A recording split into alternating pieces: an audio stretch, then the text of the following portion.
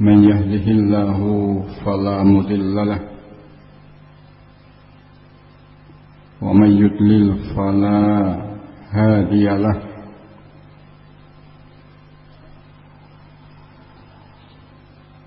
وأشهد أن لا إله إلا الله وحده لا شريك له وأشهد أن محمدا عبده يا أيها الناس اتقوا ربكم الذي خلقكم من نفس واحدة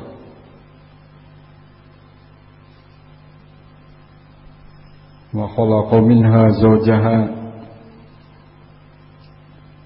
وبث منهما رجالا كثيرا ونساء واتقوا الله الذي تساءلون به والأرحام إن الله كان عليكم رقيبا يا أيها الذين آمنوا اتقوا الله وقولوا قولا سديدا يصلح لكم أعمالكم ويغفر لكم ذنوبكم ومن يطع الله ورسوله فقد فاز فوزا عظيما أما بعد فإن أصدق الحديث كتاب الله وخير الهدي هدي محمد الله عليه وسلم وشر الأمور محدثاتها وكل محدثة بدعة وكل بدعة ضلالة وكل ضلالة في النار. معاشر المسلمين rahimani wa rahimakumullah jami'an. Alhamdulillah, pada malam ini kita di tempat yang mulia ini, dan mudah-mudahan pertemuan ini menjadikan mulianya kita di Allah Subhanahu wa taala. Walaupun pada malam ini Ustaz kita Abu Karimah hafizahullah taala tidak bisa membimbing kita.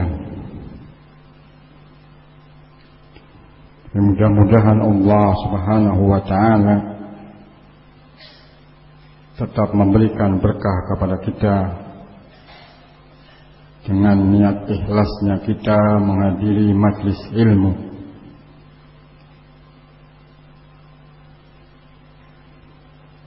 Dan juga mudah-mudahan kita termasuk yang diberi nikmat oleh Allah Subhanahu wa taala, dimudahkan jalan ke surga. Man salaka tariqan yaltamizu fi ilma sahalallahu lahu tariqan ilal jannah.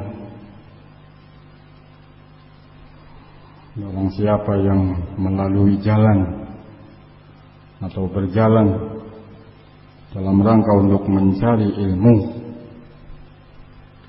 syariat, ilmu warisan Rasulullah sallallahu alaihi wasallam, maka Allah akan mudahkan baginya jalan ke surga. Menghadiri majelis ilmu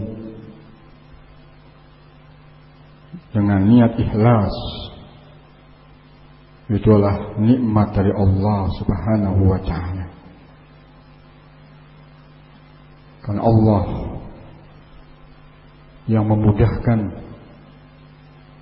bisanya kita menghadiri majlis ilmu. ini. Maka hendaknya kita bersyukur pada Allah Subhanahu wa ta'ala dengan harapan mudah-mudahan syukurnya kita pada Allah Subhanahu wa ta'ala akan semakin ditambahi nikmat. La in syakartum la azidannakum. Dan jika kalian bersyukur kepada Allah Subhanahu wa ta'ala, aku akan menambahi nikmat kepada kalian.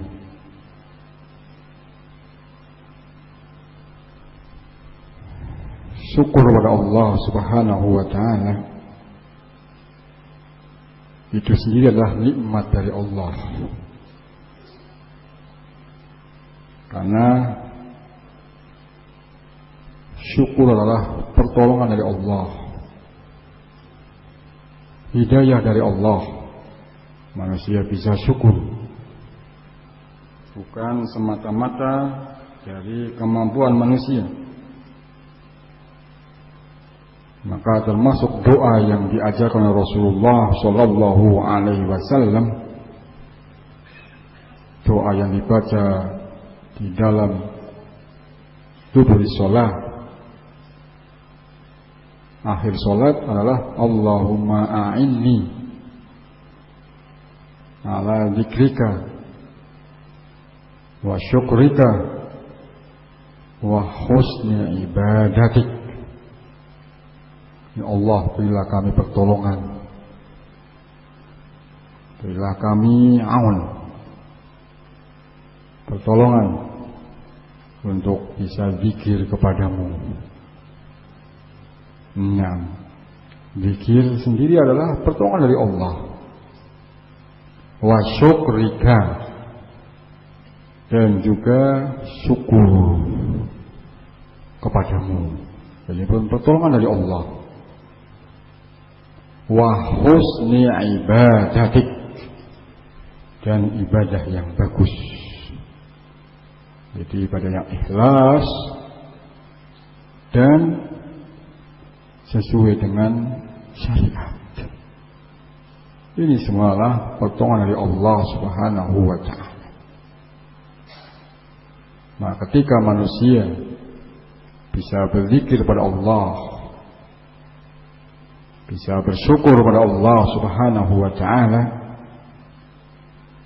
dan juga bisa beribadah pada Allah Subhanahu wa ta'ala dengan benar, ini adalah semata-mata aun min Allah, pertolongan dari Allah Subhanahu wa ta'ala. Maka ketika kita bersyukur itu sendiri lah nikmat dari Allah. Maka orang yang bersyukur adalah orang yang diberi nikmat alal nikmat, di atas nikmat, di dalam nikmat, dan di atas nikmat lagi. Ketika dia bersyukur, dia dalam nikmat. Karena dia diberi nikmat, maka dia bersyukur. Dan ketika dia bisa bersyukur, itulah nikmat. Maka nikmat alal nikmat, nikmat di atas nikmat. Bagaimana kita bisa mendatangi majelis ilmu? Itu nikmat tersendiri. Lalu kita bisa memahami ilmu, itu juga nikmat sendiri.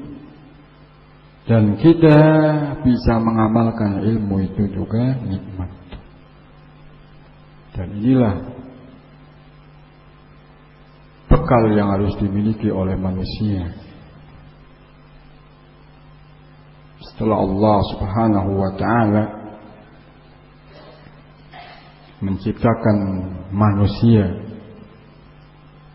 dalam bentuk yang terbaik, laqad khalaqnal insana fi ahsani taqwim thumma radadnahu fi asfala safilin. Sungguh telah kami ciptakan manusia dalam bentuk yang terbaik,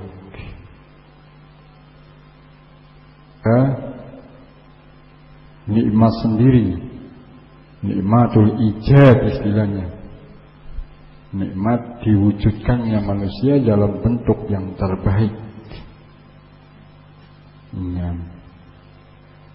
Ini. Tapi keadaan manusia yang terbaik ini enggak senantiasa baik di sisi Allah. Walaupun dari segi wujudnya adalah makhluk yang terbaik. Tapi Allah mengkhabarkan summa radadnahu fi asfali safilin. Kemudian kami kembalikan manusia dalam keadaan yang paling rendah. Illal ladzina amanu wa amalus shalihat. Kecuali orang-orang yang beriman.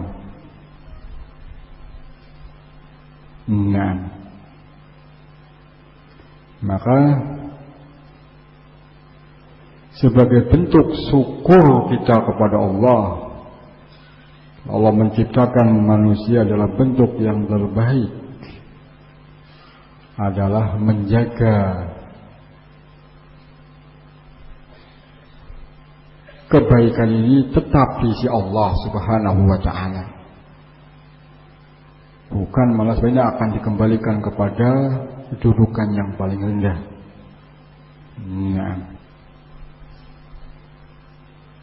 Itu dengan iman, dengan takwa, dengan amal saleh. Ini manusia tetap dalam kebaikan. Inilah kemuliaan manusia. Sebagaimana Allah Subhanahu wa ta'ala berfirman, inna akramakum indallahi atqakum.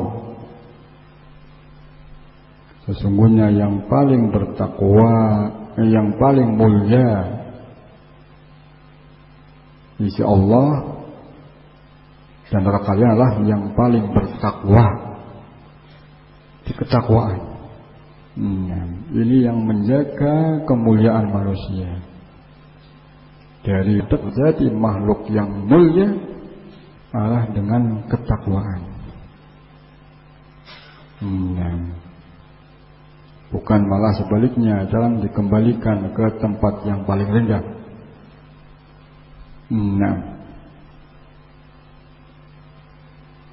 Ini. Maka sebagai bentuk syukur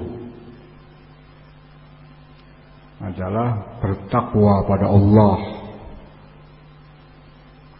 Dan takwa ini tidak mungkin tanpa ilmu.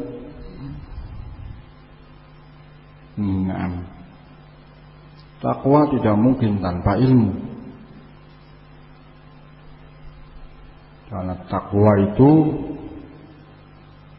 sebagian ulama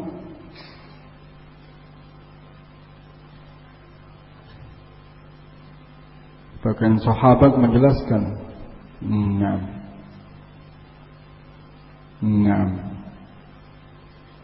ketika Umar bin Khattab bertanya kepada seorang sahabat Ubay bin Ka'ab, apa itu takwa? Dijawab bahwasanya takwa itu adalah seperti kamu berjalan di jalan yang di situ banyak durinya. Yang semisal itu maknanya. Jadi orang senantiasa berhati-hati ketika hidup di dunia ini. Orang yang bertakwa. Orang yang berjalan di situ banyak duri, banyak gangguan, tentunya dia berhati-hati.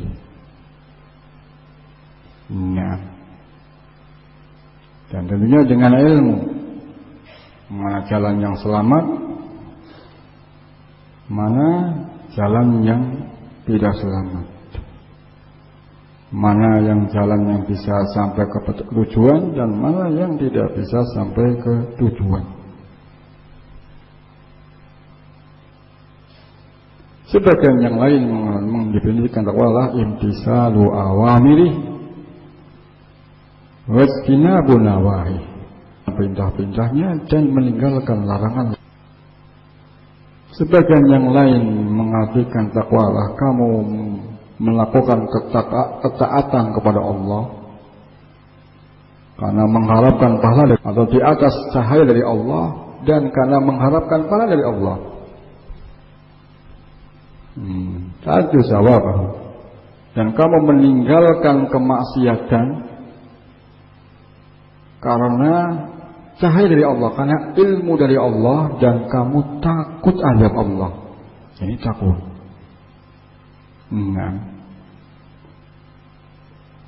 Kalimat yang berbeda tapi intinya sama. Yaitu dengan ilmu.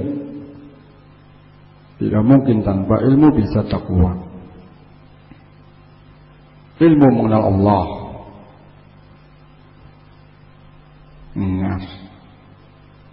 Ilmu mengenal Allah. Dan juga ilmu mengenal agama Allah. Dan juga ilmu mengenal Rasul Allah. Ini adalah jalan untuk bisa bertakwa. Untuk bisa bertakwa. Jadi inilah kemuliaan manusia. Bahkan perbuatan manusia itu pun akan menjadi mulia kalau di atas ketakwaan. Perbuatan manusia akan menjadi mulia kalau di atas ketakwaan.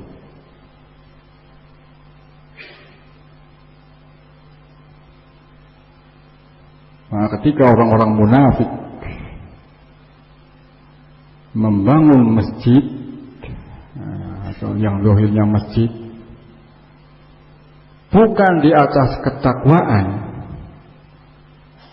maka dihancurkan. Bukan menjadi kemuliaan mereka. Bahkan Allah Subhanahu wa ta'ala memerintah Rasulnya la takum fihi abada.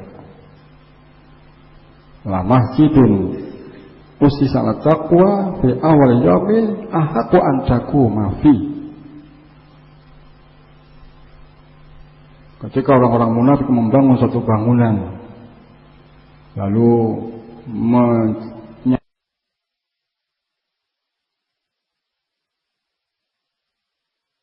menyampaikan kepada Rasulullah Sallallahu Alaihi Wasallam dengan niat agar supaya memudahkan orang untuk sholat. Ini di hadapan Rasul semacam itu. Karena jauh, kalau ke masjidnya Rasulullah kan jauh, dan mereka membangun di daerahnya. Itu yang disampaikan di hadapan Rasulullah Sallallahu Alaihi Wasallam. Tapi yang di dalam hatinya bukan ketakwaan. Yang di dalam hatinya adalah ingin memecah belah kaum muslimin. Ingin merusak Islam. Dan kaum muslimin ini dalam hatinya. Dan ketika mereka minta kepada Rasulullah SAW supaya sholat di masjid yang mereka bangun, Rasul berjanji akan memenuhi permintaannya. Karena lihat zahirnya, Rasul berjanji akan memenuhi permintaan mereka. Tapi Allah Subhanahu wa ta'ala mengetahui dasar mereka membangun apa. Karena bukan itu. Maka kata Allah, la takum fihi abada. Jangan kamu sholat di dalamnya selama-lamanya. Dan sungguh masjid yang dibangun di atas takwa pada awal mula Islam itu lebih berhak kamu sholat di dalamnya. Coba ini. Dari sisi zahirnya sama-sama bangunan, bahkan mungkin lebih bagus yang dibangun orang munafik. Mungkin masjid Rasul sederhana, atapnya dari pelepah korma, sederhana, lantainya pasir, tapi dibangun di atas takwa. Nah ini di atas takwa. Ini pentingnya ketakwaan.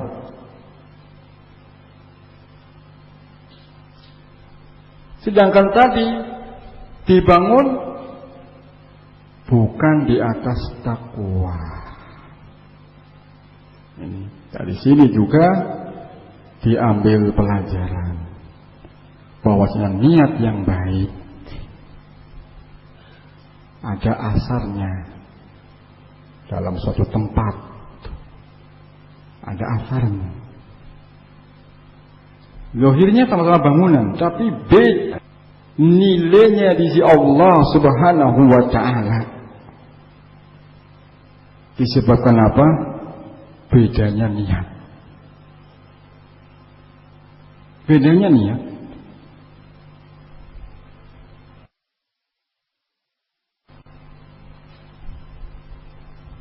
Nah, jadi pentingnya niat di sini.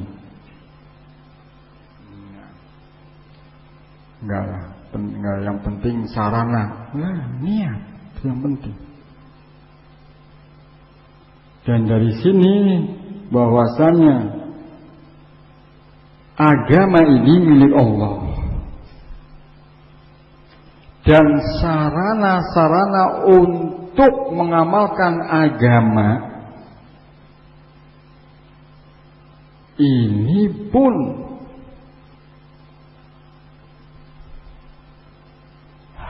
harus yang diridhoi oleh Allah.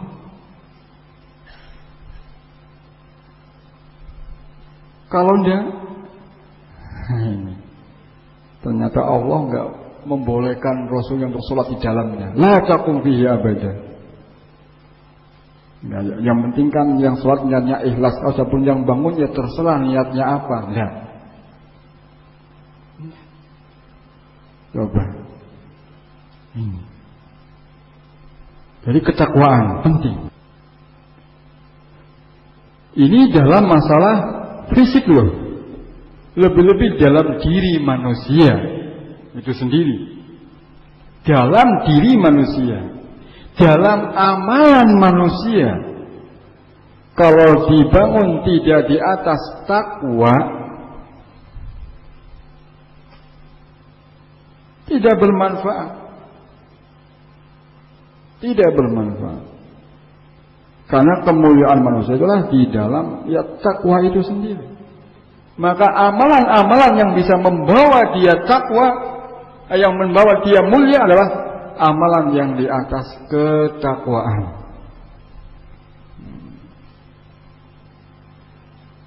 Maka dari sini pentingnya mendasari diri kita dengan takwa, dengan keimanan. Ini pentingnya. Ibnu Qayyim rahimahullahu ta'ala menjelaskan, kata beliau, man arada uluwa bunyanihi fa'alaihi bitawsiqi asasihi wa ihkamihi wa siddatil i'tina'i bihi. Fa inna uluwal bunyan ala qadri tawsiqil asas wal ihkamihi. Barang siapa yang ingin meninggikan bangunan, maka wajib dia memperhatikan kuatnya pondasi dan kokohnya pondasi. Dan mestinya ini pertama kali yang sangat diperhatikan. Fa inna uluwal bunyan ala qadri tawsiqil asas wal ihkamihi. Karena tingginya bangunan itu di atas kadar kuatnya pondasi dan kokohnya pondasi. Wal a'malu wad darajat bunyan wa asasuha al iman. Amal perbuatan atau darajat, ya, amal perbuatan yang menjadikan derajat tinggi ialah bunyan. Ibadah adalah bangunan. Kita beribadah, kita puasa, itu lagi membangun. Wa asasuha al-iman. Asasnya itu adalah iman. Pokoknya. Wa matakal asasu wasiqon hamlil bunyan.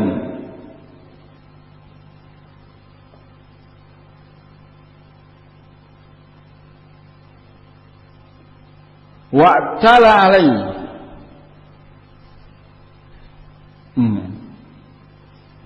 Dan kapan saja bangunan itu pondasi itu kuat, maka akan bisa menyangga bangunan.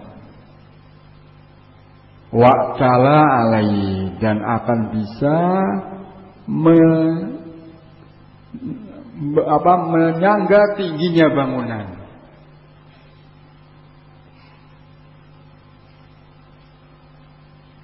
Wa idza tahaddama shay'un minal bunyan sahula tadarukuhu. Apabila bangunannya hancur, yaitu amalannya hancur. Nah, dari bangunan mungkin ada yang rusak amalannya, atau mungkin ibadahnya mungkin ada yang berkurang, akan mudah diketahui. Akan mudah, oh dari sini. Nah. Wa in kana al-asasu ghairu wasiq lam yartafi al-bunyan wala yasbut. Tapi kalau pondasinya itu enggak kuat, maka bangunan enggak mungkin akan tambah tinggi dan tidak mungkin akan kokoh. Wa idza tahaddama shay'un minal asas saqatal bunyan aw kada. Kalau pondasi itu memang sudah hancur atau hancur sedikit dari pondasi, sedikit saja pondasinya hancur, maka bangunan akan roboh atau ya hampir roboh. Kalau keimanan itu nggak kuat, ketakwaan nggak kuat, setinggi apapun bangunan, ya paling yang ada roboh lah, atau ya hampir roboh. Maka kata Ibnu Qayyim, wala arif himmatuhu tashihul asas wa ihkamuhu. Orang yang ngerti, orang yang arif, orang yang ngerti, maka yang menjadi himmahnya, menjadi perhatian dia itu adalah memperbaiki pondasi,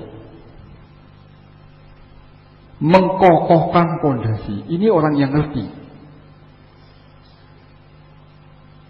Coba kalau orang lemah pondasinya, baru beramal sedikit, kadang-kadang bisa rusak loh. Hanya apa? Hanya dilihat temannya sudah rusak. Lemah pondasinya. Bukan dipuji, bukan dicela, dipuji saja jadi rusak. Lemah. Lebih-lebih dicela, bukan tambah rusak, tambah gugur. Ini kenapa lemah pondasi? Kamu kok soleh, baru-baru saja kemana aja sama saja sama tuh kemaksiatannya. Nah sudah. Kok ya? Tapi orang kalau punya pondasi,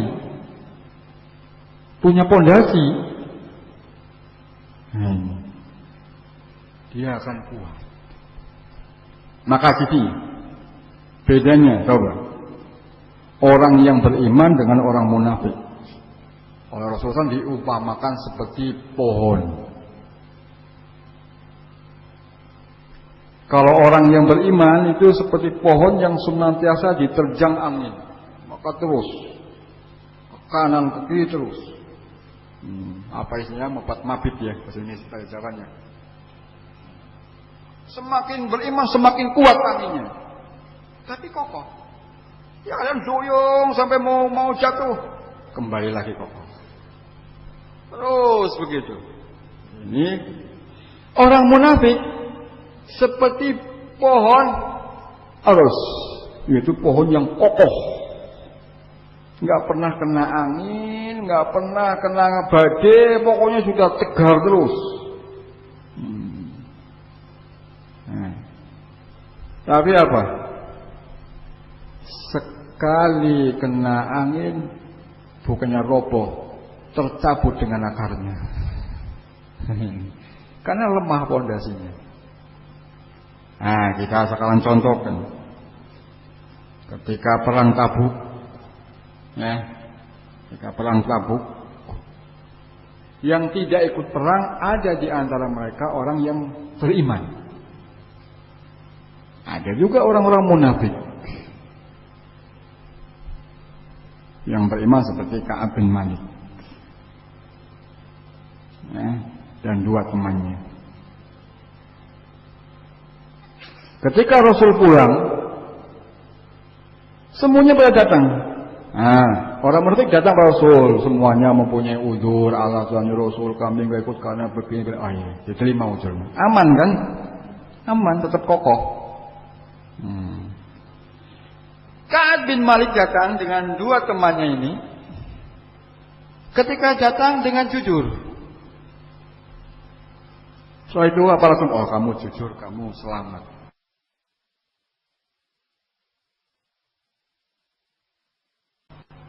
Bahkan Rasulullah diboikot. Para sahabat nggak boleh bertanya dengannya, nggak boleh salam kepadanya, nggak boleh mengucapkan salam kepadanya. Ini badai yang besar sekali ini.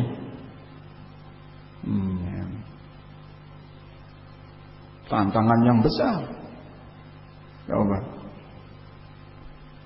Bahkan Ka'ab bin Malik, saya punya teman yang paling dekat, sepupu saya. Ketika saya datang ke rumahnya, saya salam gak dijawab. Sedihnya kayak apa? Sudah 40 hari ini kondisinya. Tambah lagi hari ke-41 ada berita supaya pisah dengan istrinya. Tambah sedih lagi. Tapi kokoh. Ada raja dari raja kafir yang mengirim surat. Suratnya apa? Saya dengar saudaramu katanya memboikot kamu. Kalau sudi datang ke tempat kami, kami muliakan. Kata Ka'ab, ini ujian yang lebih berat lagi. Angin yang lebih kencang lagi. Sobat selalu dibakar. Tapi kokoh. Ini orang yang beriman. Kenapa? Pondasinya kuat. Tapi orang munafik, seolah di dunia aman terus ya, nggak ada ujian, nggak ada apa. Ke orang kafir juga aman, ke orang mukmin juga aman, diterima semuanya. Tapi sekali cabut dengan akarnya. Ini. Ternyata apa? Pondasi yang penting. Wal jahil yarfa'u fil bunyan ala ghairi asas. Orang yang bodoh ini yang diperhatikanlah meninggikan bangunan tanpa pondasi. Tambah bangunan. Keimanan nggak diperhatikan, ketakwaan nggak diperhatikan, tauhid nggak diperhatikan. Yang penting amalannya banyak. Orang yang seperti ini kokoh, roboh, lemah. Walam yalbisu bunyanuhu yasquto, maka bangunan itu tidak akan kokoh, bahkan akan hancur, roboh. Kata beliau, lalu beliau mengambil ayat afaman assasa bunyanahu ala taqwa minallah wa ridwanin khairun amman assasa bunyanahu ala safatil finharin fanhara bihi finnari. Apakah orang yang mendasari bangunannya adalah takwa dari Allah dan ridwan, itu lebih baik daripada orang yang mendasari bangunannya ya di pinggir kehancuran. Akan hancur dan masuk di nari jahannam. Ini gambaran antara orang munafik dengan orang yang beriman. Lalu apa itu asas? Apa itu bangunan? Nah, diterangkan oleh Ibnu Qayyim. Wal asasu lil bunyanil a'mal kal quwwat li badanil insan. Maka asas yaitu iman untuk bangunan amal seperti kekuatan pada badan manusia. Ini kekuatan yang berada pada manusia. Wa idza kanatil quwwa qawiyyah hamalatil badan wa dafa'at katsiran minal afat. Apabila kekuatan ini kuat yang ada pada badan, maka akan bisa mengemban badan dan akan bisa menangkal berbagai macam penyakit. Nah, istilah kita mungkin kekuatan antibodi ya mungkin ya maksudnya. Kalau antibodinya itu kuat, ya fisiknya kuat juga bisa menangkal penyakit. Nah ini. Wa in kanatil quwwah dha'ifah.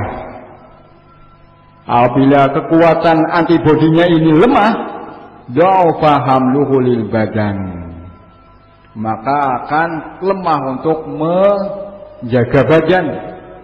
Wa kanatil afat ilai asra'u syai', dan penyakit cepat menimpa padanya, sangat cepat untuk menyerang badan itu. Maka kata beliau, wahmal bunyanaka ala quwwati asasil iman. Maka kuatkan bangunanmu ya, di atas kekuatan pondasi iman.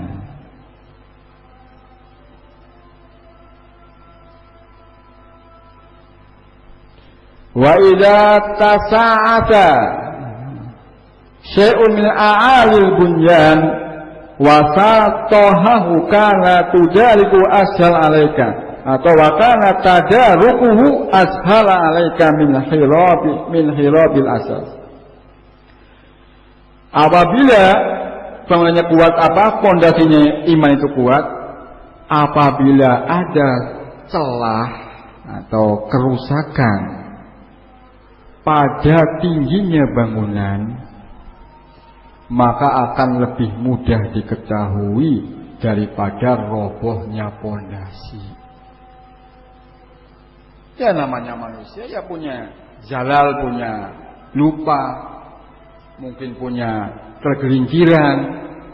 Tapi kalau pondasinya kuat akan mudah.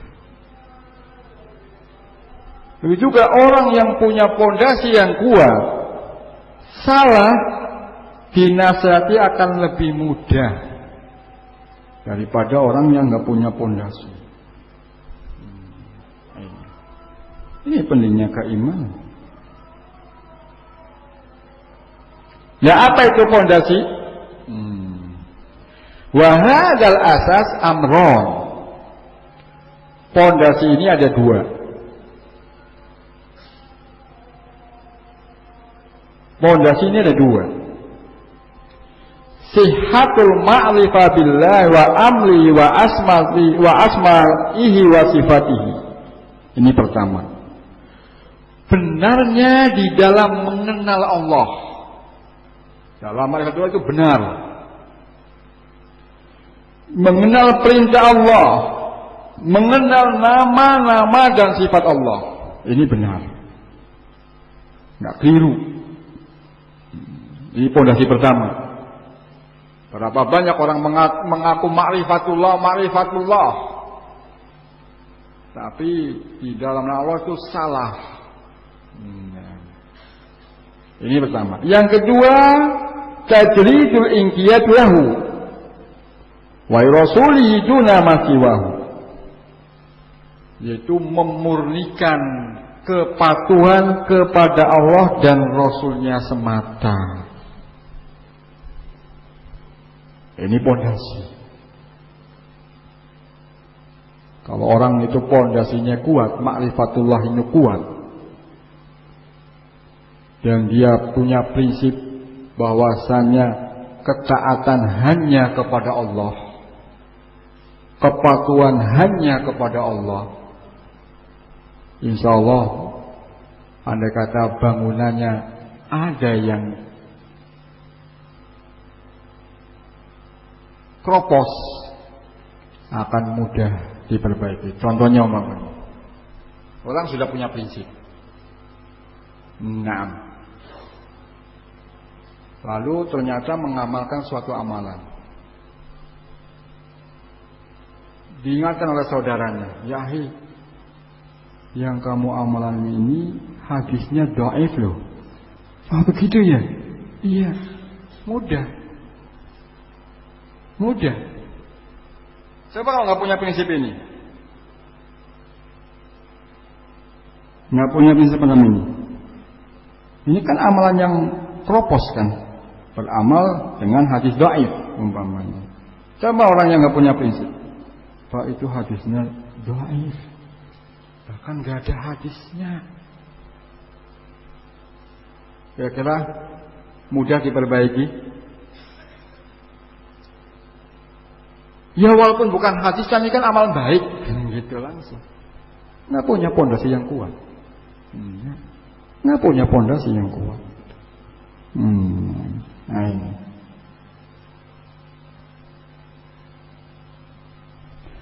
Wahada awsaqu asasin atsasal abdu alaihi bunyanahu wa bihasabihi ya'talil bina'u masya.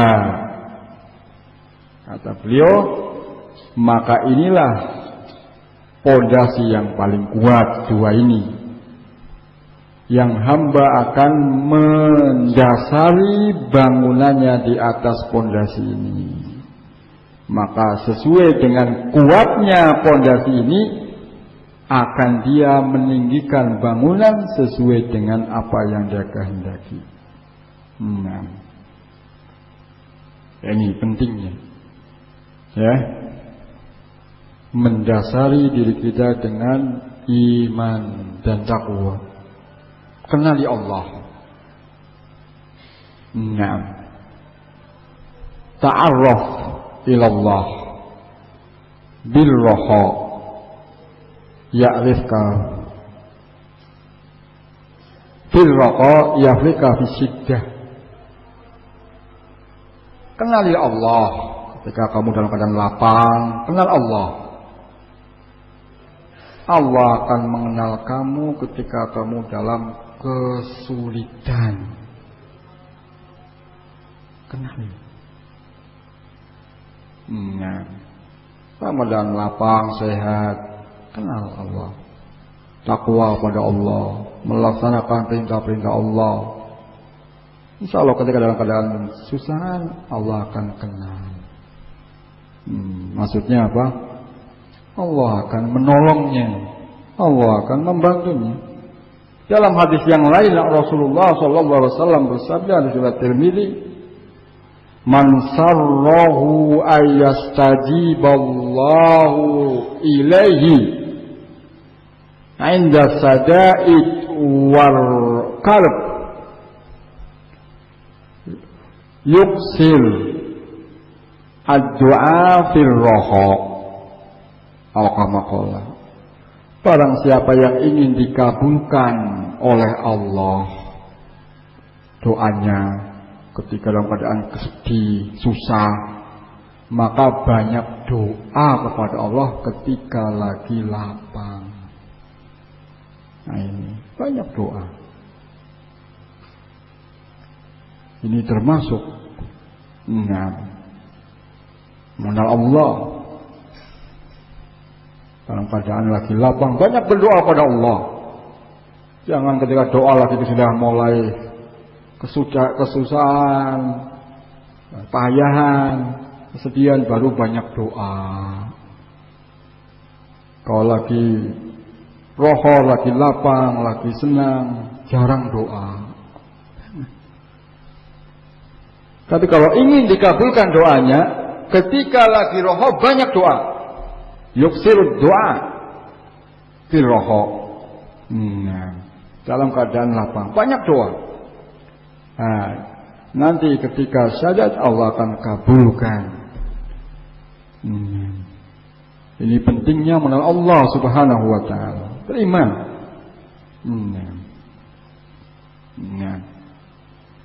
Dan juga termasuk mengenal Allah Subhanahu wa taala, ma asabakam min hasatin fa min Allah wa ma asabaka min sayyi'atin wa min nafsik.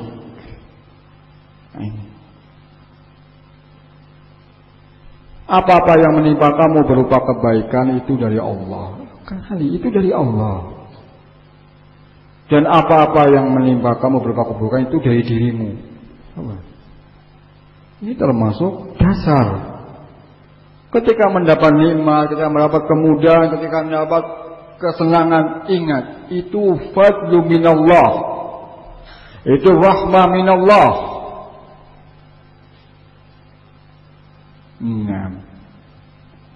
Dan ketika tertimpa keburukan, musibah, kesusahan, ingat sebab dirimu. Tapi sebaliknya manusia lain. Dapat nikmat dari saya ini. Dapat musibah, Allah ini saya sudah banyak ibadah, kok ya miskin terus itu loh. Allah musta'an. Di mana pondasi yang semacam ini? Kalau pondasi semacam ini contoh saja. Semacam ini pondasinya lemah. Nah ini. Sedangkan Allah Subhanahu wa taala mengajarkan kepada kita kalau tertimpa kepadamu kebaikan, ingat itu dari Allah. Ingat itu dari Allah. Fa minallah. Kalau tertimpa keburukan kepadamu, apa menimpa kepadamu keburukan, min nafsik, dari dirimu itu. Dari dirimu. Tapi banyakkan orang lain kenal Allah ketika susah, ketika nikmat tidak kenal Allah. Ini dalam Al-Quran banyak ayat-ayat celaan kepada orang-orang musyrik. Malah orang-orang musyrik kalau tertimpa musibah baru berdoa pada Allah, baru kenal Allah, baru nangis-nangis, astagfirullah ini. Tapi ketika sudah senang, nikmat, syirik lagi. Ini celaan. Sedangkan dalam nas sebaliknya. Dalam keadaan lapang, banyak-banyak mengenal Allah, banyak-banyak beribadah pada Allah.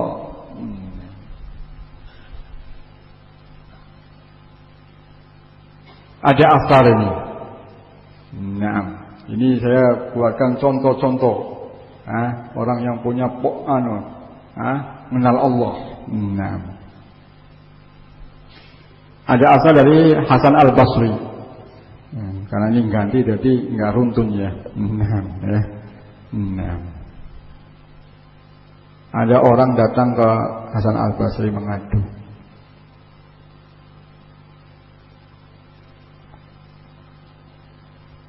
Peceklik. Kata Hasan Basri,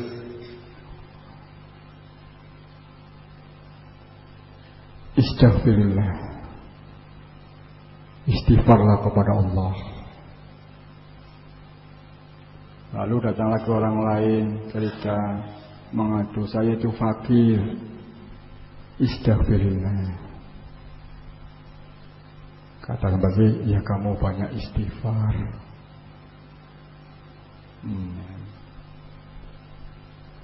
Lalu ada yang datang lagi, belum punya anak. Saya itu belum punya anak, gimana? Kata kembali, ya kamu istighfarlah kepada Allah. Semua problem yang diajukan kepada Hasan Al-Basri semuanya jadi apa? Kamu banyak istighfar.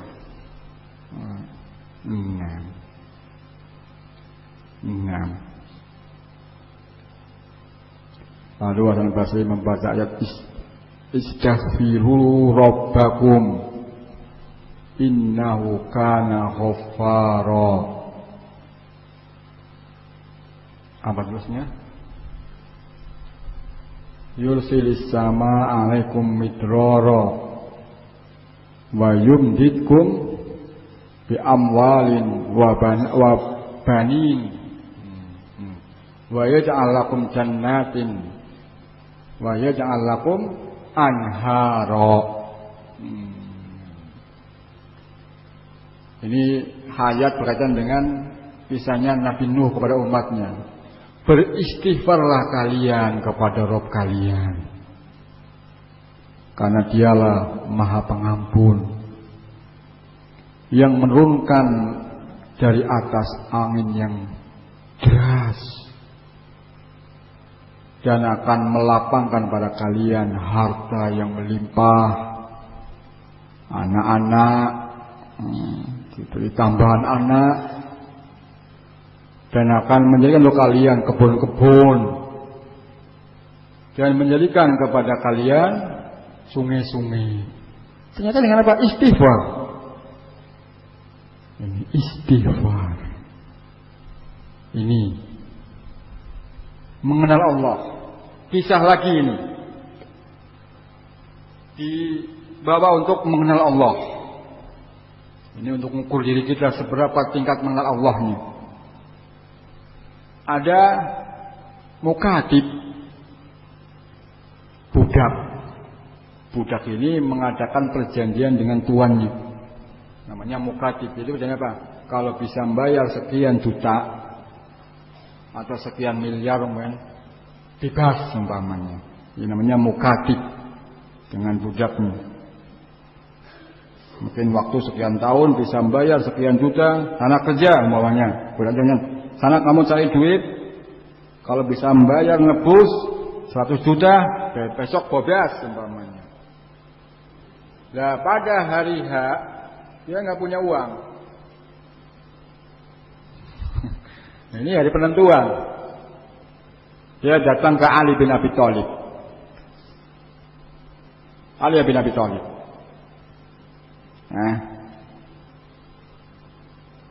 Minta bantuan ini. Gimana ini, saya mau nebus ini kok nggak ada uang, ini gimana? Kata Ali bin Abi Thalib, maukah saya ajarkan sebagaimana Rasul telah mengajarkannya? Barang siapa yang mengamalkan ini, walaupun punya hutang sebesar gunung ini, bebas. Ini apa itu? Kata Ali pada doa, Allahumma kfini bi halalika an haram wahnini bi fadlika an siwa. Ya Allah, cukupkan aku dengan yang halal, nggak perlu yang haram. Ini. Dan cukupkan aku ya Allah dengan fadilahmu ya Allah, dan tidak butuh kepada selainmu. Ini kalau nggak kenal Allah, kira-kira mau nggak jadi gitu? Saya nggak butuh ceramah, saya ini butuhnya uang, sekarang nggak bisa makan, gitu kan? Tapi kalau orang kenal Allah, enak dinasihati. Ini pentingnya mengenal Allah, mendasari kehidupan. Contoh lagi ini, agar supaya kita punya pondasi. Karena sekarang ini Masya Allah, kalau diingatkan ittaqillah ya akhi, saya ini butuhnya uang untuk bayar kontrakan. Saya nggak punya ceramah katanya. Bukankah dengan takwa itulah akan diberikan keluar, wa may yattaqillah yaj'al lahu makhraja. Contoh lagi ini. Ketika Fatimah putrinya Rasulullah sallallahu alaihi wasallam datang ke Rasul minta khadim, minta pembantu. Minta pembantu. Ya maklum, anaknya dekat-dekat tiap tahun, antara Hasan dengan Husain itu tiap tahun, artinya setahun. Dan waktu itu masih muda Fatimah, berapa belas tahun paling umurnya. Jadi anak seorang pemimpin, paling muda. Dan waktu itu banyak budak, satu budak pun selesai, banyak. Paling muda sudah mencari khadim. Andai kata bukan budak pun bisa. Banyak orang mau membantu Rasulullah Sallallahu Alaihi Wasallam. Tapi kata-kata Rasulullah SAW, maukah saya tunjukkan lebih baik daripada pembantu? Apa itu? Membaca tasbih 33 kali, tahmid 33 kali, takbir 33 kali setiap